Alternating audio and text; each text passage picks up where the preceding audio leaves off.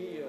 Gitu. Tadi kita bicara apa intinya soal kebijakan ini urutannya nggak pas buat Bang Nursi, kalau buat Mas Imad anti klimaks gitu ya.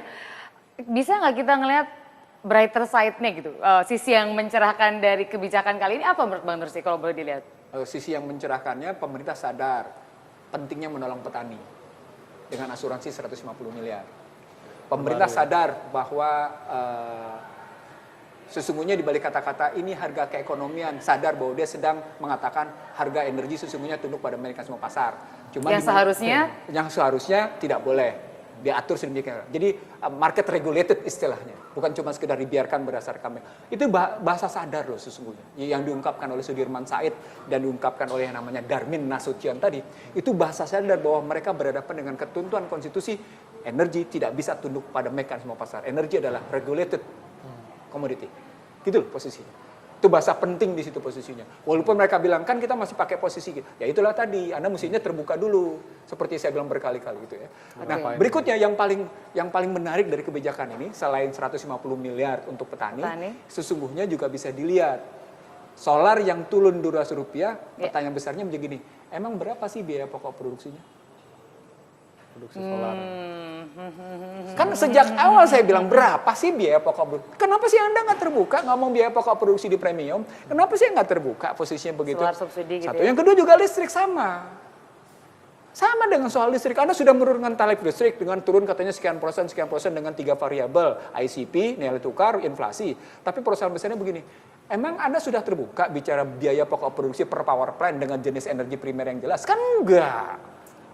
Terhadap masyarakat umum mungkin Anda nggak bisa ngomong, tapi terhadap orang seperti saya nggak bisa Anda begitu. Mungkin buat publik pokoknya dengan kata turun aja udah adem gitu Bang. Nggak bisa. Ya kan? Karena kita memang harus menilai secara proporsional. Kan kajian saya kan bukan, tadi kan saya bilang ada beberapa yang bagus, ada beberapa yang jelek, kan saya terbuka. Jadi saya ingin mengatakan bagus-bagus yang baik-baik gitu. Kalau kita tidak tahu soal harga pokok produksi, maka sebetulnya semua informasi yang disampaikan jadi bias turun itu kira-kira jangan-jangan bilang turun tapi kayak yang dagang lah misalnya. Manipulasi informasi kan. kan. Jadi misalnya orang kita dagang. Kan, dalam bahasa komunikasi kan kita tidak boleh menyesatkan memberikan informasi. Supaya kita tetap, kan basis kehidupan itu didasarkan atas integritas dan kredibilitas. Integritas dan kredibilitas itu basisnya adalah kebenaran, kejujuran. Sepanjang Anda tidak terbuka, tidak jujur, bagaimana Anda bisa menumbuhkan integritas dan kredibilitas? Saya duduk di kursi ini kan karena saya menjaga belasan tahun integritas dan kredibilitas saya. Bukan sembarang ngomongnya gitu loh. Ada kajian-kajian yang saya miliki di mana saya tidak punya kepentingan pribadi. Itulah yang kita munculin posisinya gitu loh. Mas Imad, tadi kan brighter side-nya itu kalau buat Bang Nursi, buat Mas Imad? Kalau saya tadi sudah saya bilang ya bahwa pertama adalah paket kebijakan 1 dan 2 menunjukkan komitmen pemerintah untuk melakukan deregulasi dan debirokratisasi. Ini penting karena ini akan meningkatkan iklim investasi di Indonesia. Tapi itu agak sama nggak sih di era-era sebelumnya gitu? Soal beda terminologinya, tapi ya kurang lebih spiritnya sama lah. Dan ternyata kan nggak sebenarnya nggak jalan semanis yang kita harapkan. Memang masalahnya adalah ini menunjukkan komitmen pemerintah pertama. Tapi yang kedua memang masalahnya adalah masalah birokrasi. Karena ini kan memang masih rencana, implementasinya sangat tergantung oleh apakah birokrasi mau melepaskan kekuatannya, mau melepaskan wewenangnya. Karena ini kan akhirnya banyak birokrasi yang terpotong. Artinya harus tadinya minta izin lewat A, B, C, D, E, sekarang ya udah A aja. Nah, birokrasi B, C, D, E gimana? Ini kan akhirnya harus merelakan apa sih namanya istilahnya? Egonya. Nah, ini akhirnya mengenai paket kebijakan 1 kan ini deregulasi dan debirokratisasinya panjang ya, sampai 140 peraturan dan tidak efektif karena memang terlalu banyak. Nah, paket kebijakan 2 lebih fokus. Tapi harapannya memang paket kebijakan 3 jauh lebih menusuk ke demand side, artinya ke daya beli masyarakat, tapi ternyata tidak gitu. Jadi artinya kalau pakai kalimat begini, benar kalimat saya di tempat ini juga. Yang terjadi pada deregulasi mestinya re-regulasi kan? Re-regulasi ya. Bukan. Begitu juga mestinya. Yang menarik lagi dari kajian yang cukup nendang kali ini dalam konteks deregulasi debirokratisasi kan kata kuncinya itu adalah keberanian dari pemerintah untuk ngurus HGU dan HGB turun harinya. Tapi tidak menjamin hanky-panky-nya hilang kan? Iya. Itu maksud saya. Oke. Harinya mungkin lebih cepat, tapi kok hanky-panky-nya enggak, belum tentu. Mana kita tahu. Mana kita tahu, kan gitu persoalan pokoknya. Pada saat yang sama itu artinya pengawasan pada birokrasi harus jauh lebih baik. Dalam bahasa yang lain, employee satisfaction Nah, gitu bahasanya. Itu harus membaik terhadap sistem pemerintahan ini. Nanti urusannya naik gaji lagi, Oh, kan nggak bukan. ngaruh. Employee satisfaction itu terletak pada gaji loh, Tina. Itu terletak pada harapan orang punya prospek yang baik ke depan.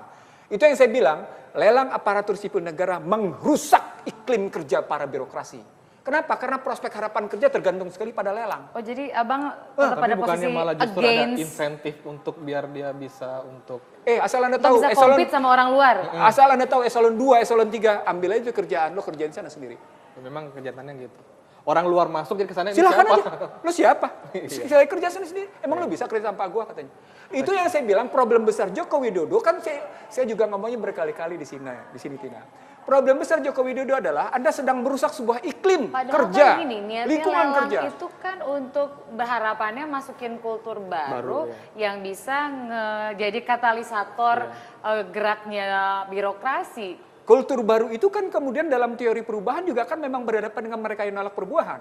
Tapi kan setiap perubahan itu pasti ada yang resisten, Ada yang Bang. resisten. Jadi asal terukur resistensinya Menarik itu. nih debat kamu nih. Enggak menarik, karena begini. Enggak, serius ini menarik. Saya ingin mengatakan begini. Kalau Anda berpikir tentang resistensi dari perubahan, maka persoalan besarnya bagaimana yang resisten itu justru menerima. Kan kata kuncinya di situ. Anda kan tidak bisa. Tapi by nature kan pasti ada yang resisten. Berapa persen? Bukan itu kalimatnya. Oke. Kalimat sosiologisnya adalah besarnya menanam dan kecepatan menanam itu dibagi dengan kekuatan penolakan. Itu teori sosiologi perubahan.